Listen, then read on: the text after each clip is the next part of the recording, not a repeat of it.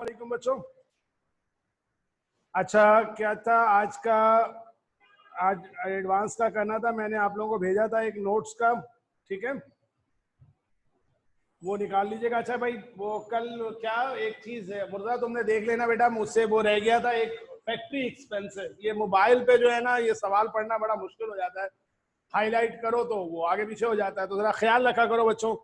कोशिश मेरी है, मेरी गलती तो मेरी है कि बतानी वो गलत हो जा रहा है, लेकिन थोड़ा सा हाईलाइट कर दिया करो कि कौन सा पॉइंट गलत हो रहा है, ठीक है। तो सिर्फ इतना सा कर लेना कि उसमें वो एफओएच का एक पॉइंट रह गया था, तो एफओएच को ऐड कर लेना। वो जो क्या था नाम उसमें, फातिमा क्या लिखा हुआ था, फैक्ट्री एफओएच का क्या था वो, अब मैं वो खोल नहीं रहा हूँ, फिर आगे पीछे हो जाएगा मेरे पास सेट्स। फैक्ट्री एक्सपेंस, हाँ ठीक है, फैक्ट्री एक्सपेंस का एग्जैक्टली नाम था, तो वो आप लोग कर लीजिएगा, ठीक है। अब जरा सा पहले अब आप चंद चीजें जरा सुन लीजिए, क्योंकि मैंने जो अब आपको सवाल दिए हैं, ये बताएं कि पार्ट 1 के अंदर याद है वैल्यूएशन ऑफ अकाउंट रिसीवेबल और बैड डेट एक्सपेंस के नाम से हमारे पास एक चैप्टर होता था, ऊपर हो गया। तो उस चैप्टर में बैड डेट एक्सपेंस के बारे में हम पढ़ते थे, तफसील से देखते थे। अब जरा देखिए कि हमारे इस चैप्टर में, यानी कि फाइनेंशियल स्टेटमेंट में इसका किस तरह से रोल है। याद है पहले ये चैप्टर कितना याद है? हाँ मुर्जा, उसको एफओएच में ऐड कर लेना। बाकी दोनों, फातिमा से तो बात हो गई थी मेरी, और नमीरा भी आ गई थी जो कि अभी तो क्लास में नहीं है, तो ये ठीक है ना। अब आ जाओ जरा देखो, इस सवाल को समझाता हूं पहले। इसमें एक क्वेश्चन, दो क्वेश्चन है। जो बैड डेट का था उसको जरा सा एक चीज समझना, समझाना चाह रहा था मैं कि बैड डेट्स को किस तरह हैंडल करोगे।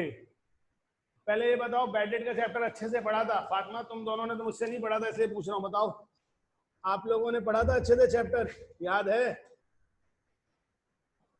मुर्जा हारिस कहाँ है यार? हारिस से बात हुई?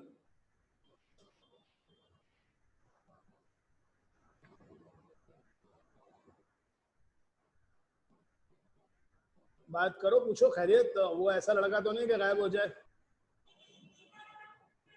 ठीक है, बताना मुझे, और खैरियत मेरी तरफ से ही पूछ लेना।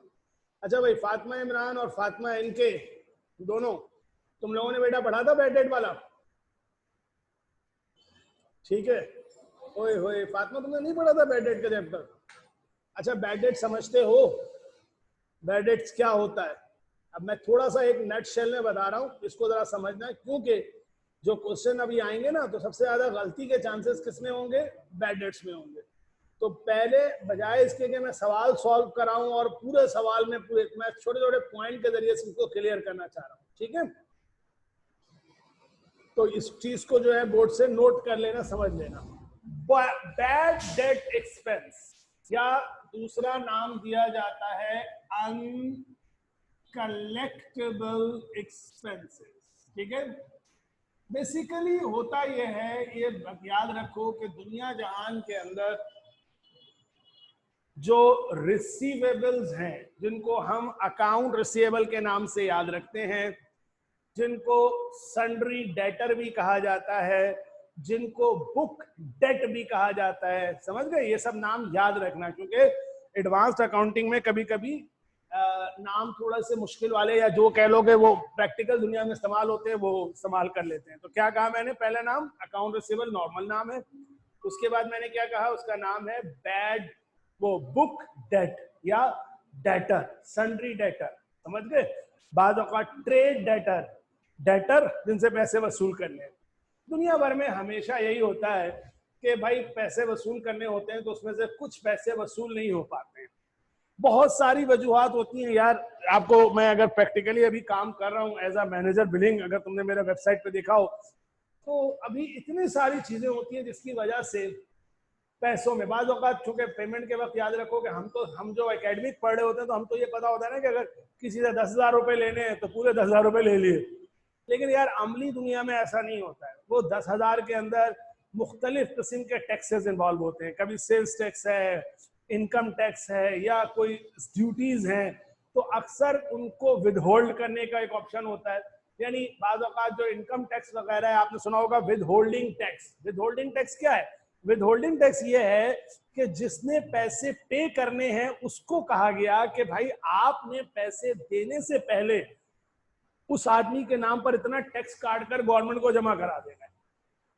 यानी कि मैंने अगर आपसे पैसे लेने थे, लाजमी सी बात है, अब गवर्नमेंट कहती है कि जब मैं आपसे, कोई आदमी आपस में पैसे की लेन देन कर रहा है ना, तो कोई ना कोई एक की आमदनी है। अब मैं अगर आपसे पैसे ले रहा हूं तो भाई मेरी आमदनी है, इनकम है। इनकम है तो मुझे क्या देना है? टैक्स देना है। गवर्नमेंट ने आपको पाबंद किया कि यार अगर इतने पैसे तुम इनको दोगे तो इसमें से इतने परसेंट काट लो। अमूमन ये 1.5 या 2% या 3% होता है, मुख्तलिफ पार्टीज के हिसाब से अलग अलग होता है। मिसाल के तौर पर एक बात करता हूँ, फर्ज करो 1% है, तो आपने मुझे अगर 1,00,000 रुपए देने हैं तो 1% यानी 1,000 रुपए काट लेंगे। क्यों? क्योंकि गवर्नमेंट ने कहा हुआ है कि शाद साहब को पैसे जब देगा कोई तो वो शाद साहब पे टैक्स है, और देने वाले को पाबंद किया है कि तुमने टैक्स काट के ना वो पैसे जमा करा देने। कहाँ? गवर्नमेंट के अकाउंट में। तो अब होता ही है कि 1% के हिसाब से आपने मेरे काटने थे 1,000 रुपए, किसी किस्म की गलती हो गई, 1,000 रुपए की जगह आपने मेरे कितने काट लिए जनाब? 1,200 काट लिए। अब लाज़मी बात है मैंने पूरे पैसे तो खत्म नहीं किए, मेरे पास अभी भी आपके 2 रुपए नहीं। आपने अगर 1,200 काटे हैं तो मुझे 200 रुपए बाद में आपसे लेने हैं। तो 200 रुपए करके अगर फर्ज करो साल भर के अंदर मैंने आपसे 1,000 ट्रांजेक्शन की, तो वो कितने पैसे इकट्ठे हो गए?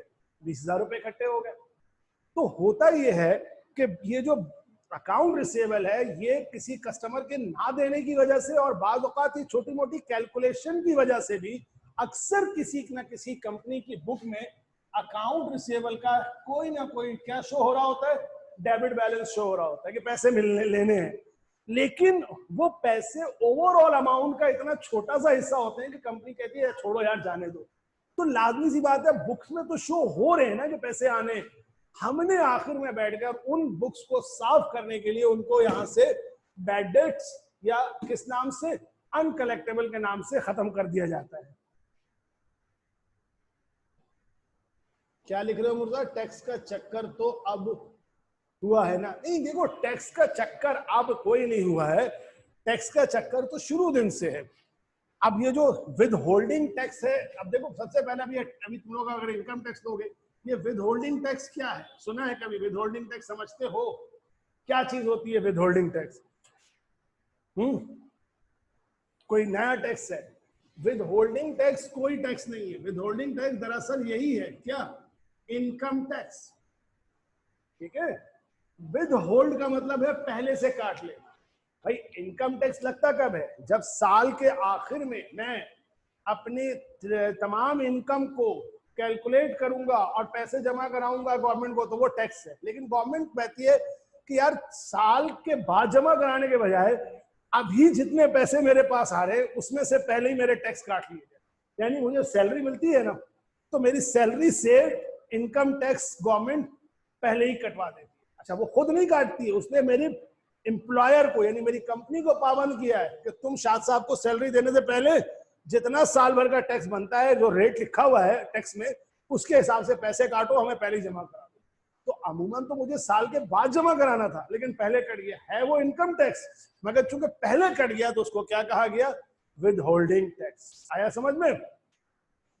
तो ये हमेशा दुनिया भर में, वैसे अगर मैं ऑन वेरी लाइटर नोट बात करूं तो दुनिया में हमेशा विद होल्डिंग टैक्स वहां होता है जहां की आवाम जो है ना टैक्स चोर होती है, वो आखिर में पैसा जमा कराने से भागती है। खैर, अब ऐसे जाऊंगा तो बहुत तफसील हो जाएगा, अब जरा सिर्फ समझो। देखो, तुम्हें ये बात एक मालूम होनी चाहिए सबसे पहले पिछले साल से कि बैड डेट को जब एस्टिमेट किया जाता है तो यार बैड डेट को एस्टिमेट करने के बुनियादी तौर पे दो तरीके होते हैं, याद है? एक होता था बैलेंस शीट अप्रोच, नजर आ रहा है बोर्ड साफ? और दूसरा होता था income statement approach. Balance sheet approach में हम किस पर बेस करके रेट अप्लाई करते थे? तो हमें मालूम है कि बैलेंस शीट में हम अकाउंट रिसीवेबल पर रेट अप्लाई करते हैं, ठीक? और इनकम स्टेटमेंट अप्रोच में हम किस पर अप्लाई करते थे? सेल्स पे अप्लाई करते थे। यानी आप बैड डेट कैलकुलेट करते थे account receivable balance sheet approach में अकाउंट रिसीवेबल पर और इनकम स्टेटमेंट अप्रोच में सेल्स पर। तो फातिमा एनके, ये समझ लो कि हमेशा अकाउंट रिसीवेबल का वो पैसा जो रिसीव नहीं होता है उसको हमेशा पहले से बैड डेट के नाम से अपनी बुक्स में रिकॉर्ड कर लिया जाता है। आपको इसके रिलेटेड जर्नल एंट्री याद होनी चाहिए। क्या याद होनी चाहिए कि भाई जर्नल एंट्री किस तरह की होती है? तो ये एंट्री होती है, bad debt expense debit allowances for bad debts credit, ये आपकी एंट्री होती है। ठीक है, अब इन बातों के बाद अब मैं बताता हूं कि इम्तिहान में कैसे कैसे अभी बीकॉम पार्ट 2 की फाइनेंशियल स्टेटमेंट में तुमसे एग्जामिनेशन अप्रोच क्या हो सकती है। ठीक है, अब मैं ज्यादा लंबी चौड़ी बात वो नहीं कर रहा जो पार्ट 1 में पढ़ा था। अब पार्ट 1 में पढ़ा था तो वो तो पढ़ा था, पार्ट 1 का पेपर जैसे आता था वो तो आता था। अभी मेरा बात बिल्कुल सिंपल है, किससे रिलेटेड? कि पार्ट 2 के इस फाइनेंशियल स्टेटमेंट के चैप्टर में बैड डेट को कंट्रोल करने के लिए क्या करना है। सबसे पहले आपको ये पता होना चाहिए कि दरअसल ये जो एंट्री बन रही है इस एंट्री ने दो जगह इंपैक्ट डालना होता है। एक इनकम स्टेटमेंट में जाएगी और दूसरा ये कहां जाएगी? बैलेंस शीट में जाएगी।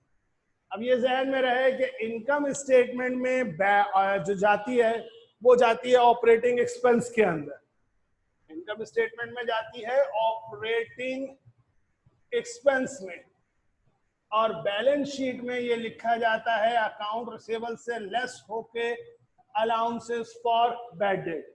ये दो पोजीशन आपको याद होनी चाहिए।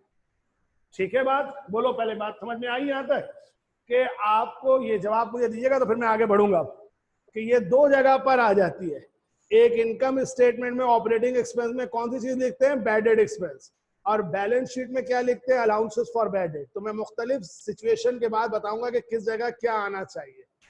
ठीक है, दोनों को आ गया? आज नमीरा नहीं है ना यार, वो भी अवैस, सादिया, अवैस सभी है। अच्छा चलें, अब पहला पॉइंट ये होता है कि अगर आपसे ये कहा जाए, अच्छा ये जो मैं लाइन लिख रहा हूं पहली लाइन, ये एडजस्टमेंट डाटा में लिखा हुआ आएगा।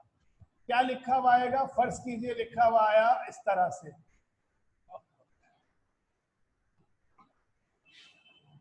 Bad debts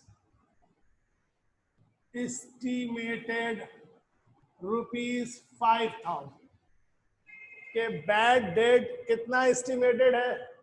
5,000।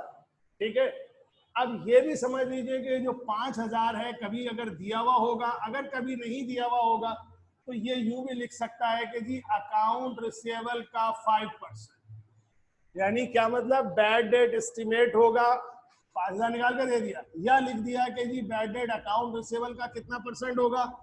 5%। अब ये कौन सी अप्रोच हो गई?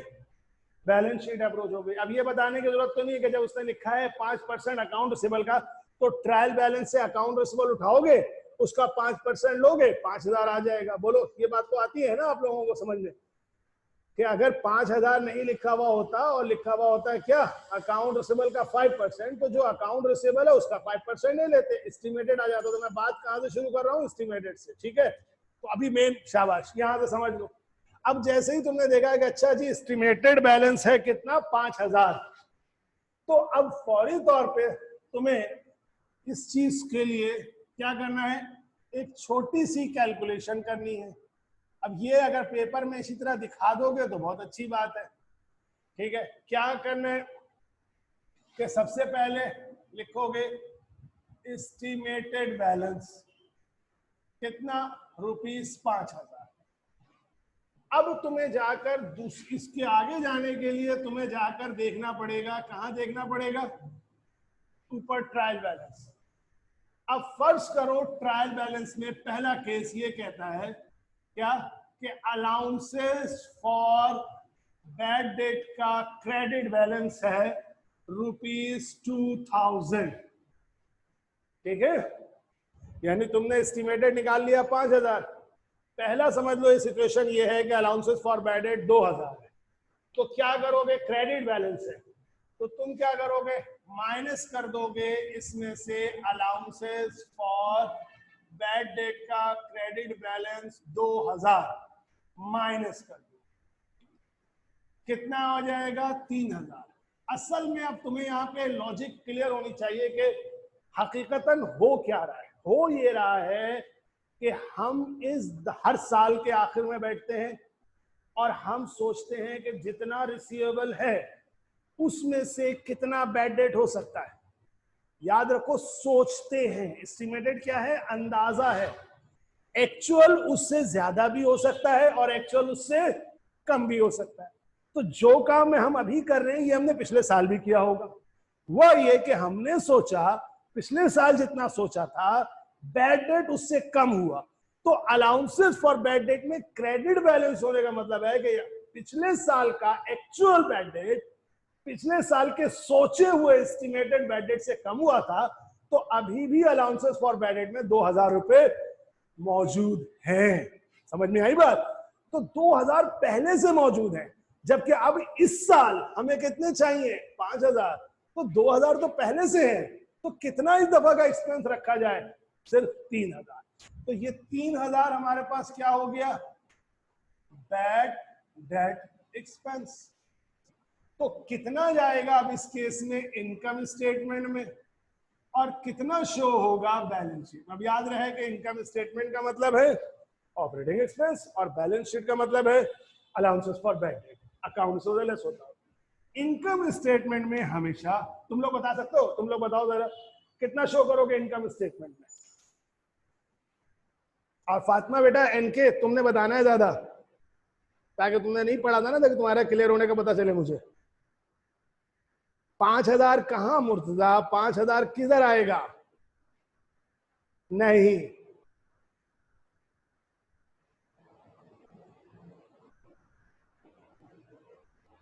5000 नहीं आएगा, 3000 आएगा। मुश्तबा मुर्तजा देखो, यही तो मैं कह रहा हूं, तुमने 5000 बैड डेट का सोचा के होगा। यार अब एक बात सोचो ना, तुम ऐसे सोचो कि तुम्हारे बैंक अकाउंट में पैसे होने चाहिए थे जितना बैड डेट होना था।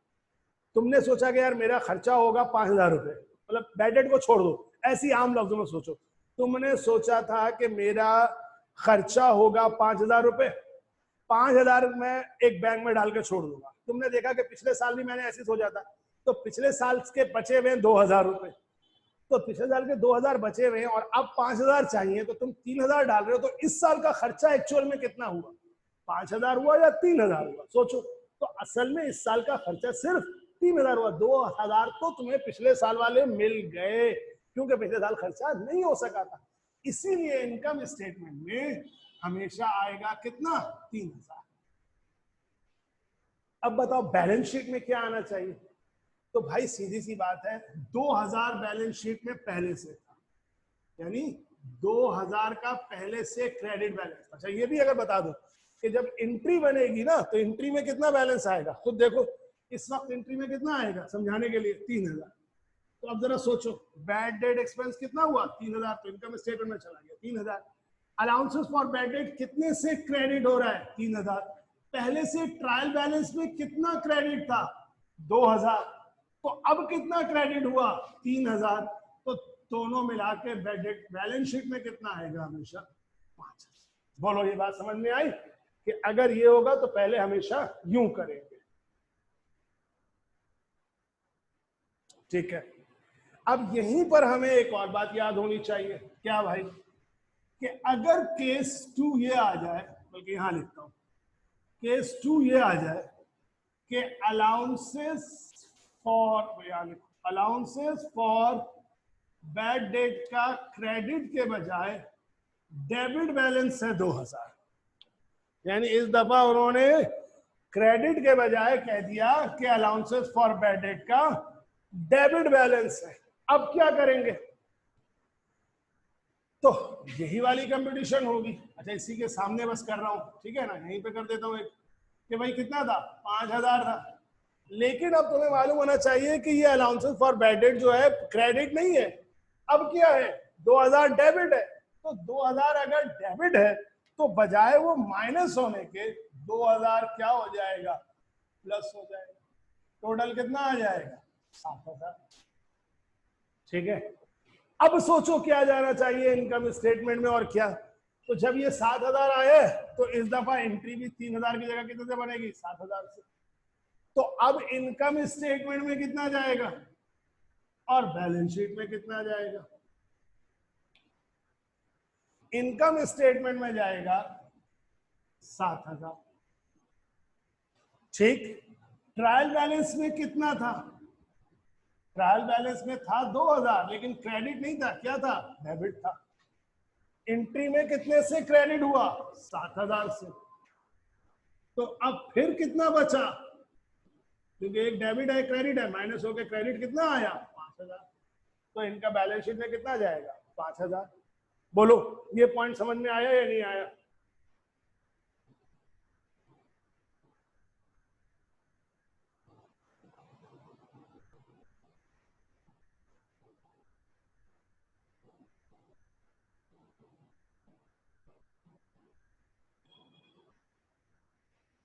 सही है फातिमा इमरान।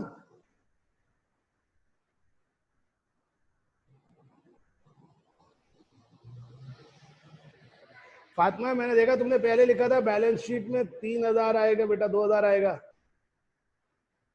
क्लियर है, वो पिछला वाला तुम जो मतलब एक मिस्टेक की थी उसमें क्या मतलब थोड़ा सा कॉन्सेप्चुअल मार तो नहीं खा रहे ना, समझ रहे हो ना मेरी बात।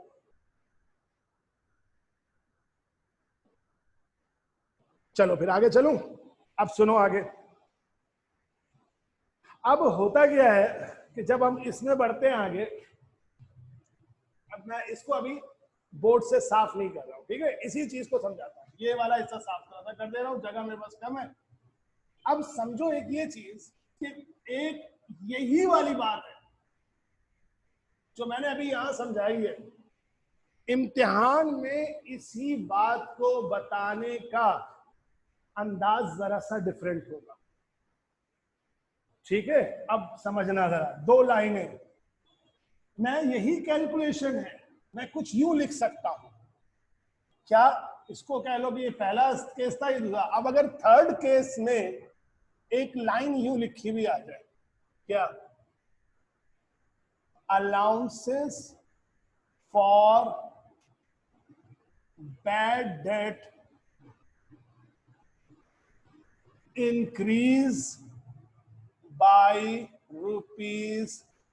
₹3000। अगर इस तरह लाइन लिख के दे दी, allowances for bad debt increase by 3000, जानते हो इसका मतलब क्या हुआ, इन्होंने तुम्हारे लिए, मुर्जा ने क्या लिख दिया, हारिस।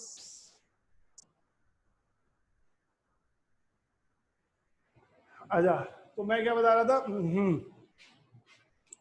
तो हाँ, ये असल में कोई नई बात नहीं है, ये बिल्कुल सब कुछ ये केस है।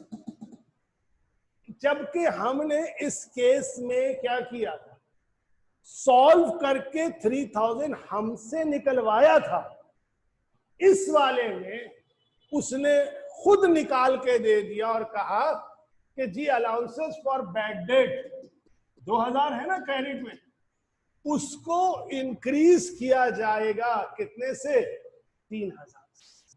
यानी वो 3000 की फिगर जो हमने एस्टिमेटेड 5000 से क्रेडिट का 2000 माइनस करके निकाली थी, उन्होंने वो काम खुद किया और कहने लगे कि अलाउंसेस फॉर बैड डेट को 3000 से बढ़ा दो। तो इसमें कुछ बड़ी बात नहीं है, तुम्हारा काम यही है कि तुम समझो कि ये तुम्हें कोई कैलकुलेशन करने की जरूरत नहीं है। जब उसने लिख दिया तो तुम फौरन जाके देखो क्या चीज, ट्रायल बैलेंस, और ट्रायल बैलेंस में जितना allowances for bad date show हो रहा है, मिसाल वही ले रहा हूं अभी समझाने के लिए, 2000 का क्रेडिट, तो तुमने समझ लो उसमें 2000 में बढ़ा देना है, कितना, 3000। अब आगे लिखने की जरूरत नहीं होनी चाहिए, क्योंकि इनकम स्टेटमेंट में कितना आएगा 3000, बैलेंस शीट में कितना आएगा 5000। बोलो आई बात समझ में? यानी माइनस प्लस खुद कर दिया। सही है।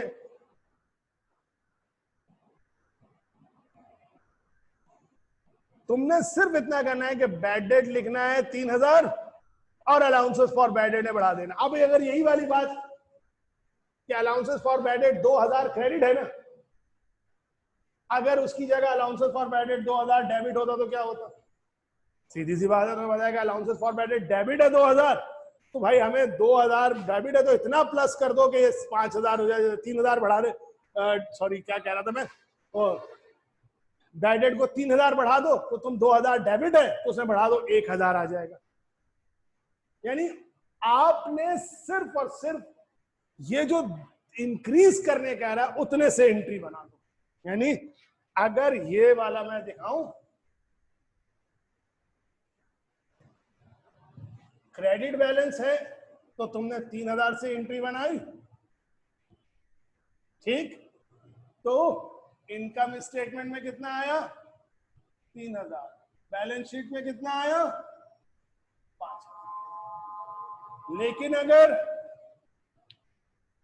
ट्रायल बैलेंस में अलाउंसेस फॉर बैड डेट 2000 की जगह 2000 क्रेडिट की जगह 2000 किसमें होता, डेबिट में होता, तब भी तुम एंट्री कितने से बनाते, 3000 से बनाते, 3000 से बनाते।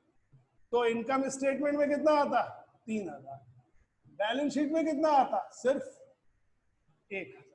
क्यों? क्योंकि 2000 डेबिट था, 1000, 3000 क्रेडिट किया तो 1000 आ जाता। क्या लिखा है मुर्जा ने?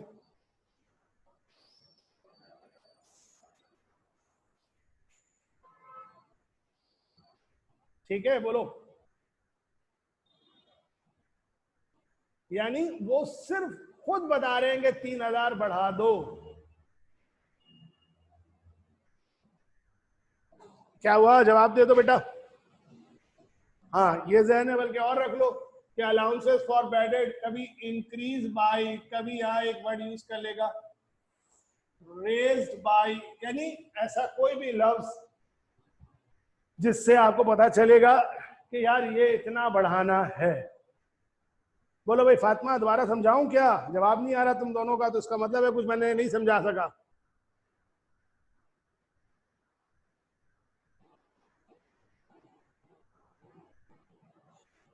क्या समझाऊं मुर्जा?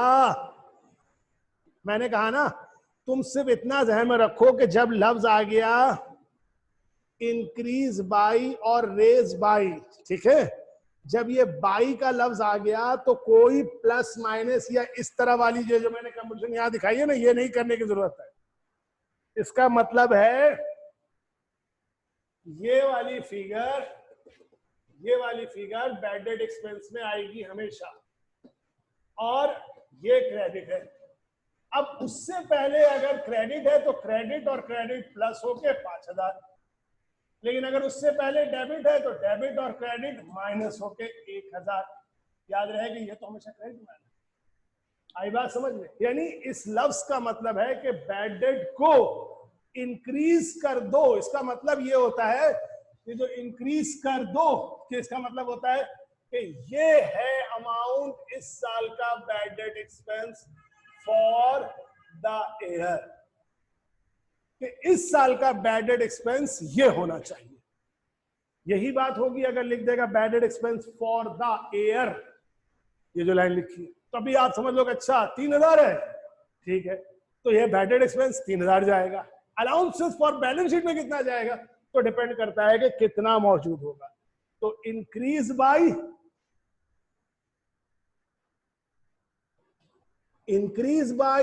रेज बाई या bad debt expense for the year अगर लिखा होगा तो इनकम स्टेटमेंट में वही अमाउंट आएगी, बैलेंस शीट में प्लस माइनस हो जाएगी। ये बात लिख लेना अपने पास, क्योंकि जितनी दफा भी मैं समझा दूंगा आपको समझ में अभी आ जाएगी, लेकिन इम्तिहान में फिर आप बैठ के जब याद कर रहे होंगे तो वहां पर ये बात आपके दिमाग से निकल जाएगी।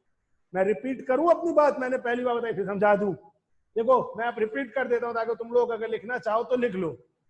देखो एस्टिमेटेड वाला मुश्किल नहीं है, एस्टिमेटेड वाला सिंपल। क्या कह रहा है मुर्जा? क्या डिक्रीज ना, I mean allowances for bad date. देखो डिक्रीज की सिचुएशन वैसे तो ऐसा सच नहीं आएगी, अभी बता रहा हूं, लेकिन अभी तो अभी इंक्रीज पे रहो, मैं बताता हूं डिक्रीज की सिचुएशन ना, लिखा हुआ डिक्रीज तो शायद ना आए, लेकिन डिक्रीज की सिचुएशन एक तरह से आएगी, वो अभी मैं समझाता हूं कि कैसे। लेकिन 1 मिनट को पहले अभी इसी पे रहो, जो मैं थर्ड केस समझाया उसको, क्योंकि पहला वाला केस सिंपल है, आसान है।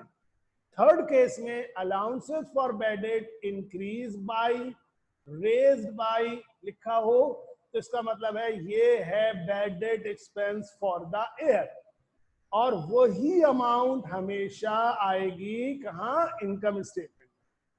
बैलेंस शीट में जब जाएगी ना तो वो क्रेडिट है तो क्रेडिट में है balance allowances for bad debt का, तो उसके साथ प्लस होके, और अगर डेबिट में है तो उसके साथ माइनस हो। बोलो दोनों फातमाज समझ में आ गई बात?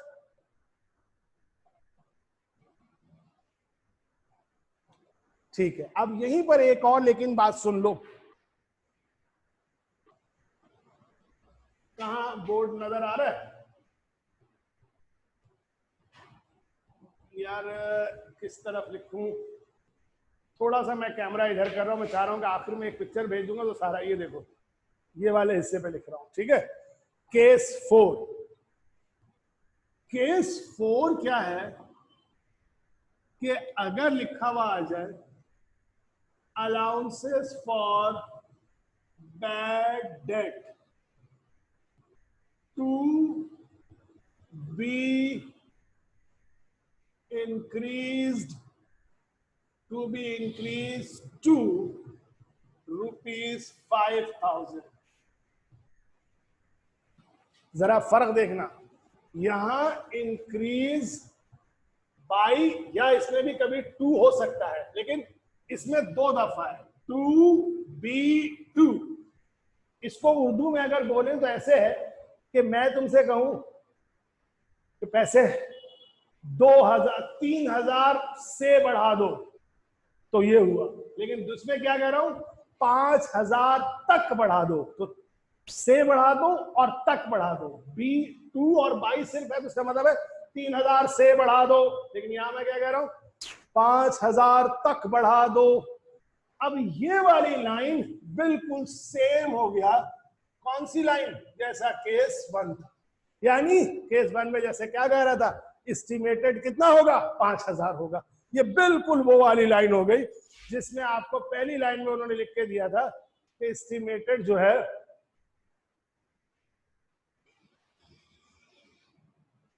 5,000 है। देखो पूरा बोर्ड नजर आ जाए, मैं पूरी कोशिश कर रहा हूं।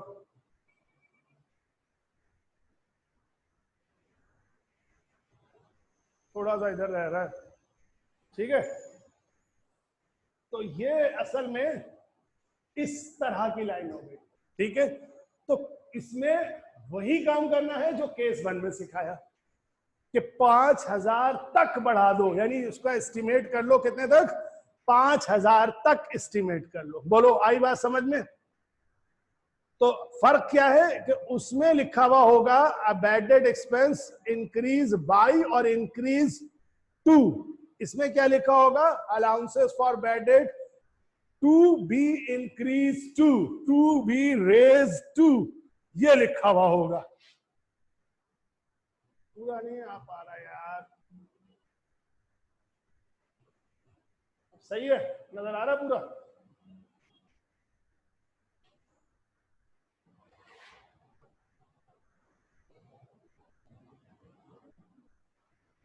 चलूं आगे?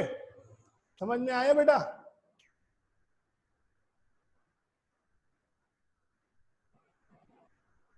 अब ये वाइड एंगल लेंस नहीं है ना, वाइड एंगल लेंस, इस कैमरे की क्वालिटी अच्छी है, वाइड एंगल्स नहीं है। ठीक हो गया? अच्छा, अब यहां तक तो आ गया समझ में आपको, ठीक है ना? अब मैं ये वाला हिस्सा जरा साफ कर रहा हूं।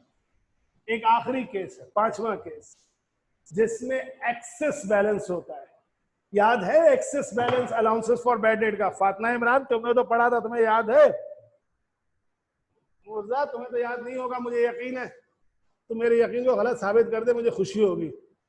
अलाउंसेस फॉर बैड डेट में एक्सेस बैलेंस होता था। अभी जो मैंने सवालात दिए हैं ना, नहीं थोड़ा याद है, देखा गंदा बच्चे। बताता हूं, सुनो सब लोग, इसको साफ कर दूं।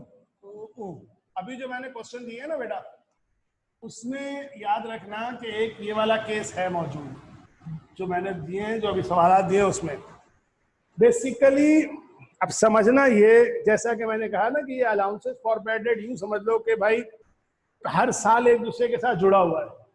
ये ऐसा है कि हमने एक अलाउंस के नाम से एक अकाउंट क्रिएट किया, उसमें कुछ पैसे डाल दिए। अच्छा एक बात यार, जब मैं पैसे डालने बात कर रहा हूँ तो यहाँ कोई पैसा है रुपए पैसे की शक्ल में नहीं, अमाउंट रखने का नाम है, ठीक है।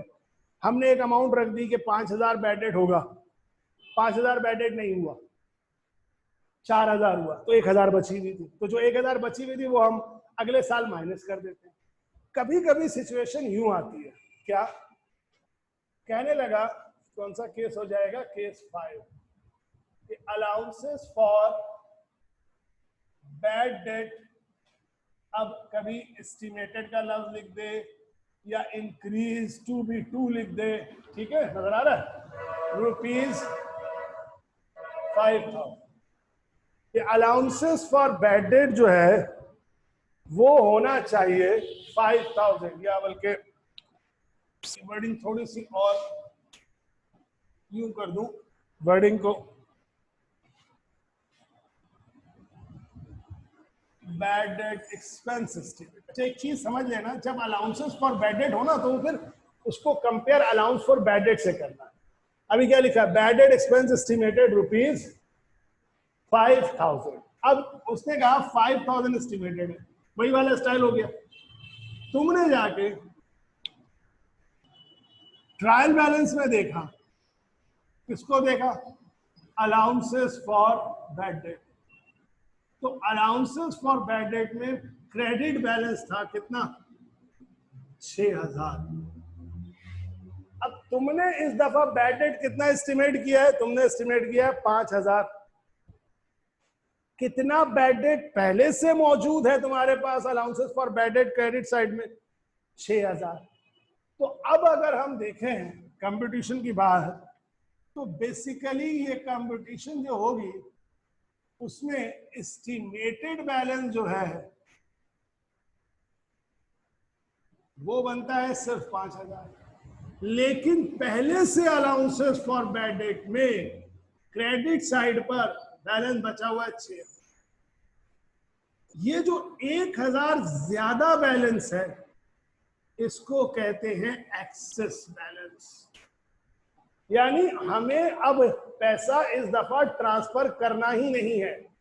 अगर ये बात समझ है कि भाई आखिर ऐसी सिचुएशन आती कैसे है, तो बात यही है कि हम हर साल पिछले चंद सालों से, कई सालों से जितना बैड डेट एस्टिमेट कर रहे थे उससे ज्यादा कम, उससे एक्चुअल बैड डेट कम होता गया, बैड डेट बचता गया बचता गया बचता गया, और आज इतना ज्यादा है, या चलो पिछले कई सालों को छोड़ो, समझ लो पिछले साल शायद सारे जिसको सेल की थी वो बहुत ईमानदार लोग थे, सबने आगे पैसे दे दिए, तो पिछले साल हमने बैड डेट हुआ ही नहीं, कुछ बचा हुआ है। तो इस साल जरूरत ही नहीं है हमें बेचने की, बैड डेट एस्टिमेट करने की, एक्सेस बैलेंस है। लेकिन इस सूरत में ये एंट्री ये नहीं रहेगी, क्योंकि ये एंट्री तो जब होती थी ना जब बैड डेट एक्सपेंस बनाना होता था, अब तो एक्सपेंस बनाना ही नहीं है, ये तो एक तरह से हमारा इनकम हो गया कि पिछले सालों का बैड डेट अब फायदा दे रहा है, पिछले सालों का एक्सेस प्रोविजन, एक्सेस अलाउंसेस इस साल हमें फायदा दे रहा है। तो ऐसी सूरत में याद रखो, पहली बात जर्नल एंट्री चेंज हो जाती है। हमेशा अलाउंसेस फॉर बैड डेट को बढ़ाना होता था तो allowances for bad debt credit होता था। ऐसी सूरत में एंट्री बनती है allowances for bad date debit, कितने से, 1000।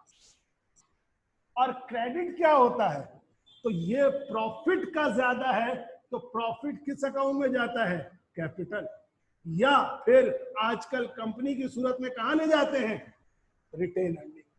तो एंट्री बनेगी allowances for bad date debit, capital या रिटेन अर्निंग क्रेडिट। इस चैप्टर के अंदर तुमने याद रखना रिटेन अर्निंग इस्तेमाल कर। अब अगर सवाल पूछा जाएगा बताओ इसमें फिर इनकम स्टेटमेंट में क्या जाएगा, बैलेंस शीट में क्या जाएगा, तो याद रखो चूंकि हमने एक्सपेंस तो किया ही नहीं है तो इसमें इनकम स्टेटमेंट में कोई चीज नहीं जाएगी, कोई bad debt expense income statement में इंटर नहीं होगा। बैलेंस शीट में कितना जाएगा, तो बैलेंस शीट में पहले कितना था 6000, 1000 से क्या हो गया डेबिट हो गया, तो बैलेंस शीट में माइनस होकर सिर्फ कितना शो होगा 5000। इसे कहते हैं एक्सेस बैलेंस। ये भी था पार्ट 1 के क्वेश्चन में, अगर किया होगा तो याद आ गया होगा, ये अभी आएगा सवाल। लेकिन इस सवाल के लिए याद रहे कि हमें पता है ये अगर ये जो 1000 रुपए हैं ये तुम्हारी इनकम है, ये जहन में रखना कि ये चीज स्टेटमेंट ऑफ रिटेन अर्निंग में प्लस होगी जाके। यानी एक सवाल जब करोगे तुम लोग तो उसमें मुझे जहां तक फिगर भी याद आ रही है, अगर गलत आ जाए तो एक अलग बात है, 400 रुपए का एक्सेस बैलेंस आएगा। तो जो स्टेटमेंट ऑफ रिटेन अर्निंग बनाते हो ना उसमें जहां प्रॉफिट ऐड करते हो तो उसके बाद ये 400 रुपए भी एक्सेस प्रोविजन या excess allowances for bad debt के नाम से ऐड कर देना रिटेन अर्निंग स्टेटमेंट में, क्योंकि पिछले सालों का प्रॉफिट इतना बढ़ रहा है। क्या मेरी बात समझ में आई ये वाली? अब जवाब दिए जल्दी से ताकि मैं आगे बढ़ूं, डेप्रिसिएशन पे बात करूं। अभी हाँ फातिमा जवाब दे बेटा।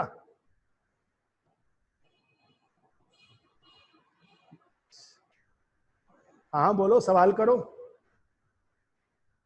अबे मुर्जा साहब ने बोला सवाल करेंगे, अल्लाह खैर। क्या सवाल है मुर्जा?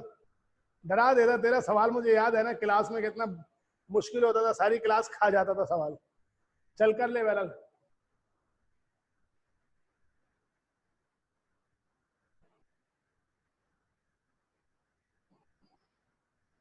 जल्दी करो। अबे व्हाट्सएप पे मैसेज कर दे।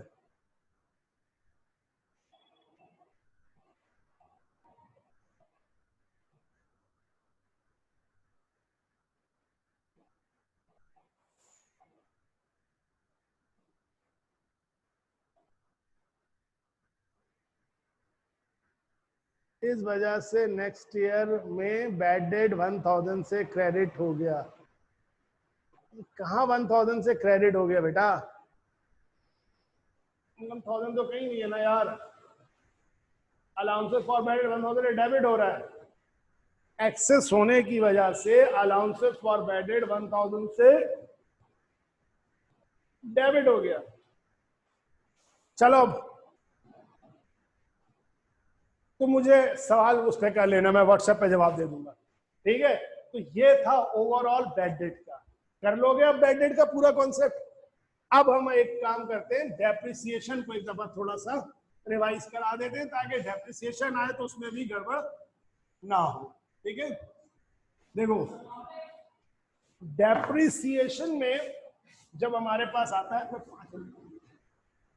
डेप्रिसिएशन में जब हम आते हैं तो इसमें याद रखना ज्यादातर वो 5 मेथड होते थे, स्ट्रेट लाइन, डिक्लाइनिंग, ये सब तो तुम लोगों को मेथड तो याद होंगे, वो वहां से पढ़ना। यहाँ अप्रोच एक ये हो सकती है कि आपको कहा जाए डेप्रिसिएशन का रेट दिया जाए, ठीक है ना? रेट अगर वो रेट देते हैं 10%, अगर उस पे लिखते हैं, उसके आगे लिख दे ऑन कॉस्ट, उसके साथ लिख दे straight line method, on cost straight line method, तो हमेशा याद रखना कि ट्रायल बैलेंस में जो भी फिक्स्ड एसेट है, फर्ज करो 1 लाख है और उसका अलाउंसेस फॉर डेप्रिसिएशन फर्ज करो 20,000 है, ये डेबिट में है और ये क्रेडिट में है, तो डेप्रिसिएशन एक्सपेंस जो तुम कैलकुलेट करोगे वो हमेशा कॉस्ट पे करोगे। यानी ये 10% किस पर? 1 लाख पे अप्लाई करके 10,000 निकालो, और इनकम स्टेटमेंट में 10,000 जाएगा और बैलेंस शीट में 30,000 हो जाएगा। क्यों? क्योंकि पहले 20 ये और 10 ये क्रेडिट। ठीक है, पहला पॉइंट। अच्छा, अगर यही चीज तुमसे यूं कही जाए कि डेप्रिसिएशन रेट 10% क्या ऑन कह दे रिटर्न डाउन वैल्यू, कह दे रिड्यूसिंग वैल्यू, कह दे बुक वैल्यू, या फिर लिख दे diminishing balance method, declining balance method, या जो और नाम थे ना वो मेथड का नाम लिख दे। उस सूरत में जब डेप्रिसिएशन निकालोगे तो पहला काम ये करोगे कि ऊपर वाली मिसालों को कंटिन्यू कर रहा हूं, 1 लाख से पहले 20,000 को माइनस करोगे और फिर उस पर 10% अप्लाई करोगे, तो अब डेप्रिसिएशन एक्सपेंस कितना आएगा? 8,000। तो बुनियादी तौर पे ये दो बड़े फेवरेट स्टाइल है जो एडवांस अकाउंटिंग में फाइनेंशियल स्टेटमेंट में पूछे जाते हैं। एक में हम परसेंट अप्लाई करते हैं कॉस्ट पे, ठीक, बेसिकली वो स्ट्रेट लाइन मेथड है, जबकि दूसरे में हम अप्लाई करते हैं डिक्लाइनिंग बैलेंस मेथड की तरह return down value, reducing value और बुक वैल्यू, इस तरह के लफ्जों पर। ठीक है, तो इसमें ये, अब इसमें इनकम स्टेटमेंट में नजर आ रहा है यहां तक? इनकम स्टेटमेंट में ये आ जाएगा 8,000 और बैलेंस शीट में कितना था? 20 और ये 8 मिला के कितना आ जाएगा? 28,000। तो दिस इज द थिंग जिसको संभालना। तो ये दो चीजें मैंने आपसे प्रॉमिस की थी कि बैड डेट और डेप्रिसिएशन को पूरा करेंगे, ये इसको कर लीजिए। ये सवाल जो मैंने दिए हैं फातिमा बेटा, आप लोग तो दोनों करती हैं ना, आप लोग करके मुझसे शेयर कीजिएगा। आज रात में एक सवाल खास के 3-5 सवाल है या 4 सवाल है, मुर्जा साहब आपको भी मौका मिल जाए तो कल मैं फिर इसके करेक्शन वगैरह करवा दूंगा अगर कोई गलती होगी। ठीक है, तो दैट्स ऑल। और कोई क्वेश्चन तो नहीं है आप लोगों को? कोई सवाल है तो पूछ लीजिए। चलो ठीक है, थैंक यू। ओके कर दिया है, कल मिलते हैं फिर इंशाल्लाह, नेक्स्ट वीक मिलते हैं इंशाल्लाह। अल्लाह हाफिज।